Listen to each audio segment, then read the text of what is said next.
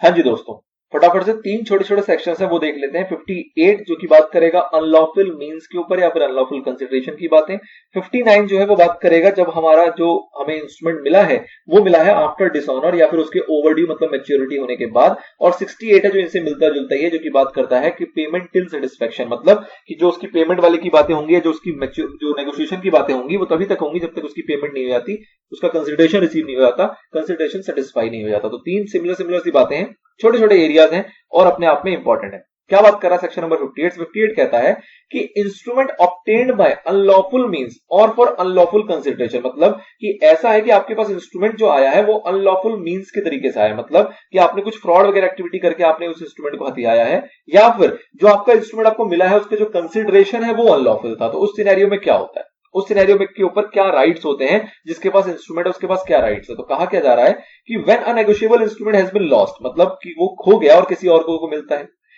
और has been obtained from any maker acceptor या holder thereof by means of क्या offence fraud या फिर अनलॉफुल कंसिडरेशन। ऑब्टेन किया गया है या तो खो गया उसके बाद किसी को मिला, या फिर किसी को मिला है किसी ऑफेंस फ्रॉड या फिर अनलॉफुल कंसिडरेशन के जरिए। उस केस में क्या होगा, तो जो भी पोजेसर या फिर इंडोर्सी है, मतलब जिसके पास भी वो इंस्ट्रूमेंट है, who claims to the person who found or so obtained the instrument is entitled to receive the amount due। अब ये entitled to receive नहीं है, स्टार्टिंग देना वर्ड लगा है नो, मतलब कि ना ही कोई पोजेसर ना ही कोई इंडोर्सी जो है वो entitled to receive है कोई भी अमाउंट जो कि ड्यू है उसके अगेंस्ट। ठीक है, किससे, ना ही मेकर से वो कोई पैसे ले सकता है, ना एक्सेप्टर से ले सकते हैं, ना होल्डर से ले सकते हैं, और ना ही किसी भी प्रायर पार्टी से लिया जा सकता है। मतलब क्या हुआ कि सपोज कीजिए ए पार्टी थी, बी पार्टी थी, ए के पास एक इंस्ट्रूमेंट था वो खो गया, ठीक है, वो खो गया और वो मिल गया बी को। तो उस केस में अब ये जो ए है, ए को इस इंस्ट्रूमेंट के अगेंस्ट जो पैसा मिलना था वो सपोज किसी एक्स से मिलना था, तो क्या बी जो है वो एक्स से पैसा रिकवर कर सकता है? बिल्कुल नहीं कर सकता। क्या बी प्रायर पार्टी मतलब ए से पैसा ले सकता है? क्या बिल्कुल नहीं ले सकता। ना वो ए से रिकवर कर सकता है ना ही वो एक्स से रिकवर सकता है। क्यों? क्योंकि उसके पास जो इंस्ट्रूमेंट है वो लॉस्ट है, वो इंडोर्स्ड नहीं है, वो ओरिजिनली डिलीवर नहीं किया गया है, वो खोया पाया वाली सिनेरियो है। नंबर 2, जहां पे ए से ए को मतलब ए से जो इंस्ट्रूमेंट है वो ट्रांसफर हुआ है बी को, लेकिन bye means of offence fraud या फिर अनलॉफुल कंसिडरेशन के जरिए हुआ है, तो उस केस में भी बी जो है वो ना ही एक्स से रिकवर करने के लिए इंटाइटल है, ना ही वो प्रायर पार्टी से रिकवर कर सकता है। लेकिन कब कर सकता है? जब जो बी है वो हमारा होल्डर इन ड्यू कोर्स है। जो बी हमारा वो क्या है, वो है हमारा holder in due course. Holder in due course का मतलब क्या होगा कि बी को जो इंस्ट्रूमेंट मिला है वो मिला है गुड फेथ के अंदर। तो आपको ये ध्यान रखना होता है, हमने देखा था कि गुड फेथ के अंदर बहुत सारी प्रिविलेजेस मिलते हैं होल्डर इन ड्यू कोर्स को, तो उसी की बात की जा रही है कि भैया कोई भी पोजेसर इंडोर्सी जो है वो इंटाइटल नहीं है रिसीव करने के लिए अमाउंट ड्यू को, अनलेस सच पोजेसर या इंडोर्सी इज और सम पर्सन दो whom he claims was holder thereof in due course। मतलब कि जिससे वो क्लेम किया जा रहा है वो जो पर्सन है वो हमारा क्या है, वो होल्डर इन ड्यू कोर्स है। तो उस केस में गुड फेथ के अंदर वो रिकवर करने के लिए एंटाइटल्ड है। अदरवाइज किसी भी सिनेरियो के अंदर, मतलब जहां पे वो फ्रॉड ऑफेंस के अंदर खुद फंसा हुआ नहीं था, उसको नहीं पता फ्रॉड के बारे में, उसको नहीं पता घूमने के बारे में, इस टाइप की बात उसको कुछ भी नहीं पता है, उस केस में ये रिकवर कर सकता है। मतलब क्या हुआ कि इसको इस तरीके से समझ सकते हो कि ए को एक इंस्ट्रूमेंट पाया जो कि खोया हुआ था, ठीक है, अब ए रिकवर खुद नहीं कर रहा है, ए इसको दे रहा है बी को। अब बी को क्या पता ये खोया हुआ इंस्ट्रूमेंट है, बी तो सोच रहा है कि भैया मेरे को जो इंस्ट्रूमेंट मिल रहा है वो बिल्कुल गुड फेथ में बिल्कुल सही है। और हमने ये भी देखा हुआ है कि होल्डर इन ड्यू कोर्स के अंदर जब किसी को इंस्ट्रूमेंट प्रोवाइड करता है तो ऑल्दो इसके पास बेटर टाइटल ना हो, लेकिन जब ये इंस्ट्रूमेंट इसको डिलीवर किया जाएगा तो माना जाएगा कि बेशक इसके पास बेटर टाइटल ना हो, लेकिन जिसको वो मिला जो हमारा होल्डर इन ड्यू कोर्स है वो उसका बेटर टाइटल पोजेस करता है। इस केस में अब अगर बी को अमाउंट रिकवर करना है तो वो बिल्कुल रिकवर कर सकता है। उसको नहीं पता कि चोरी का था, उसको नहीं पता कि फ्रॉड या अनलॉफुल कंसिडरेशन था, वो तो अपने गुड फेथ के अंदर काम कर रहा है, उसकी तरफ से कोई भी डिफॉल्ट नहीं है, तो वो इंटाइटल है अमाउंट रिकवर करने के लिए। चलिए जी, ये बात करता है आपका सेक्शन नंबर 59 की अगर ऐसी सिचुएशन में कोई होल्डर है तो उसके पास क्या राइट्स होते हैं। 59 बात करता है क्या कि इंस्ट्रूमेंट एक्वायर्ड आफ्टर डिसऑनर और व्हेन ओवरड्यू, मतलब कि एक इंस्ट्रूमेंट है जो कि डिसऑनर हो गया है या फिर उसकी मैच्योरिटी हो गई है, उसके बाद वो इंस्ट्रूमेंट किसी को मिलता है, तो उस केस में क्या होगा। तो बहुत इंपॉर्टेंट है ये भी। कह रहा है क्या कि जो होल्डर है इंस्ट्रूमेंट का, who has acquired it after dishonour, कैसे मिला, मतलब डिसऑनर जो हुआ है वेदर बाय किस तरीके से हुआ है, तो नॉन एक्सेप्टेंस की वजह से डिसऑनर हो सकता है या फिर नॉन पेमेंट की वजह से, मतलब कि ए ने बी को हमारा इंस्ट्रूमेंट भेजा, बी ने उसको एक्सेप्ट ही नहीं किया तो भी डिसऑनर माना जाता है। बी ने एक्सेप्ट कर लिया और बाद में जब मैच्योरिटी आई तो उसने पेमेंट नहीं किया तो भी वो डिसऑनर माना जाता है with notice thereof. Dishonour case में जो नोटिस प्रोवाइड की जाती है वो प्रोवाइड की गई। और दूसरा पॉइंट ओवरड्यू वाला, ये तो डिसऑनर वाला पॉइंट कंप्लीट हुआ। और आफ्टर मैच्योरिटी, मतलब मैच्योर हो गया, उसके आगे जो भी एक्शन था, जो भी रिकवरी थी वो हो गई है, उसके बाद वो किसी और को ट्रांसफर किया जा रहा है। Has only as against the other parties the right thereon of his transferor. अब इसको जरा समझो आप, इसके लिए बड़ा अच्छा एग्जांपल है जो कि आगे आपको दिया भी गया है।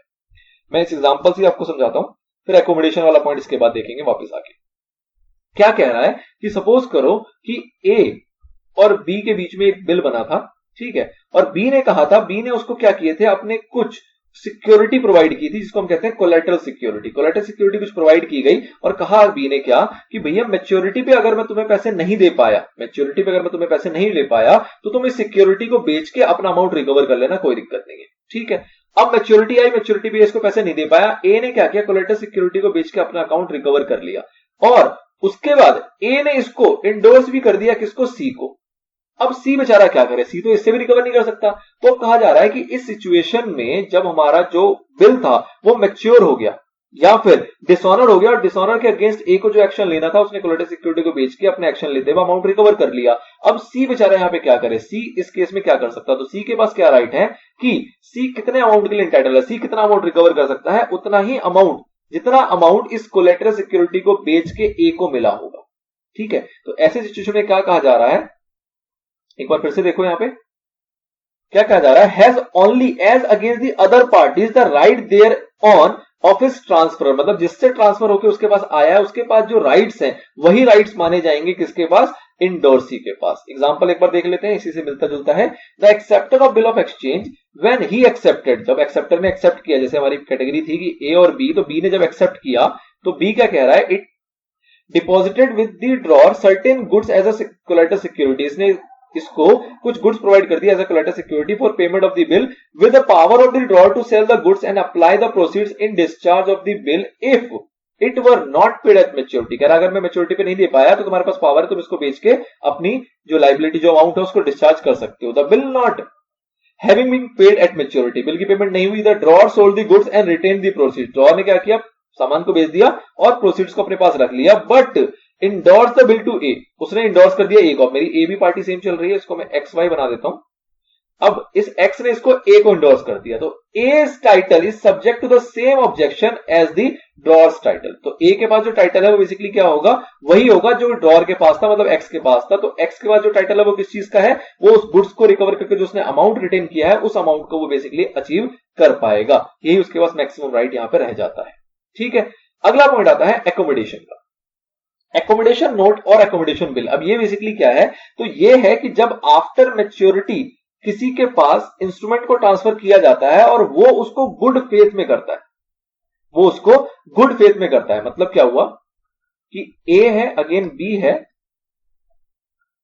अब ये मैच्योर हो चुका था और ए ने स्टिल इसको सी को ट्रांसफर किया और सी ने गुड फेथ में for consideration, good faith and for consideration उसने उस मैच्योर्ड बिल को, मैच्योर्ड इंस्ट्रूमेंट को अपने पास रखा हुआ है। तो अब इस सिचुएशन में इसके पास क्या राइट है, सी के पास क्या राइट है, तो सी अगेन क्या कर सकता है, मतलब यहाँ पे सिक्योरिटी वाला सिनेरियो नहीं है, सिनेरियो वाला सिक्योरिटी वाला नहीं है, तो उसके पास सी के पास मैक्सिमम क्या राइट होंगे कि वो रिकवर कर सकता है प्रायर पार्टी से, रिकवर कर सकता है क्या, प्रायर पार्टी से जो भी उस बिल का अमाउंट था उसको। देख लेते हैं एक बार, कह रहा है provided that any person who in good faith and for consideration becomes the holder, ये बंदा होल्डर बन गया after maturity of promissory note or bill of exchange made, drawn or accepted without consideration for the purpose of enabling some party thereto to raise money। अच्छा, ऐसा आपने देखा हुआ है एकोमोडेशन में जनरली क्या होता है, आपको अगर बचपन याद हो तो एकोमोडेशन और बिल का मतलब क्या होता है, जहां दो पार्टी बिल बनाती है। क्यों बनाती है, क्योंकि इनको मनी रेज करना होता है। मनी रेज का मतलब क्या हुआ कि इनको बिल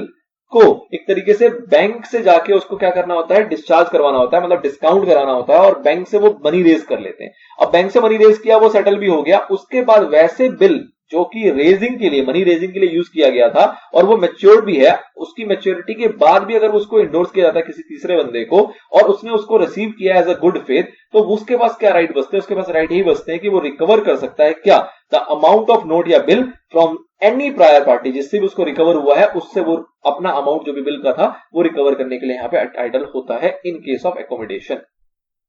चलिए जी, ये करता था आपकी सेक्शन 59 की बात, बहुत सिंपल सिंपल सेक्शन चल रहा है और सेक्शन 60 भी जो है वो अपने आप में बहुत ज्यादा सिंपल है। क्या बात कर रहा है ये, कह रहा है इंस्ट्रूमेंट नेगोशिएबल टिल पेमेंट और सेटिस्फेक्शन, मतलब कि भैया एक इंस्ट्रूमेंट जो है, आपने बचपन से पढ़ते आ रहे हो, स्टार्टिंग से पढ़ते आ रहे हो क्या, कि भैया कब तक उसको नेगोशिएट किया जा सकता है, कब तक वो ट्रांसफर किया जा सकता है, जब तक कि उस इंस्ट्रूमेंट की पेमेंट ना हो जाए। सीधी सी बात यही तो है कि ए और बी इनके पास बिल है,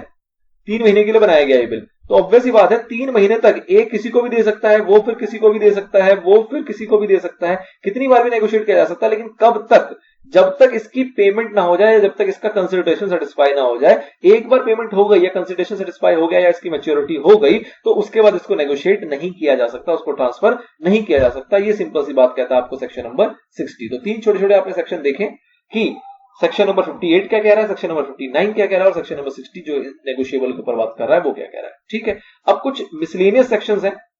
इससे उसका लेना देना नहीं है, तो इसलिए मैं इसको यहाँ पे मिक्स नहीं कर रहा हूं, इसको सेपरेटली कवर कराऊंगा आपको। तो फिलहाल इसकी बात मैं यहाँ पे नहीं कर रहा हूँ, ये छोटे सी 2 बातें यहाँ पे करके चल रहे हैं, बट ये इससे रिलेटेड नहीं है, फालतू में कंफ्यूजन क्रिएट होगी, तो फिलहाल मैं इसको छोड़ के चल रहा हूँ, आगे इसकी बात कर लेंगे। ठीक है, चलिए मिलते हैं नेक्स्ट पार्ट में। Till then goodbye, good luck.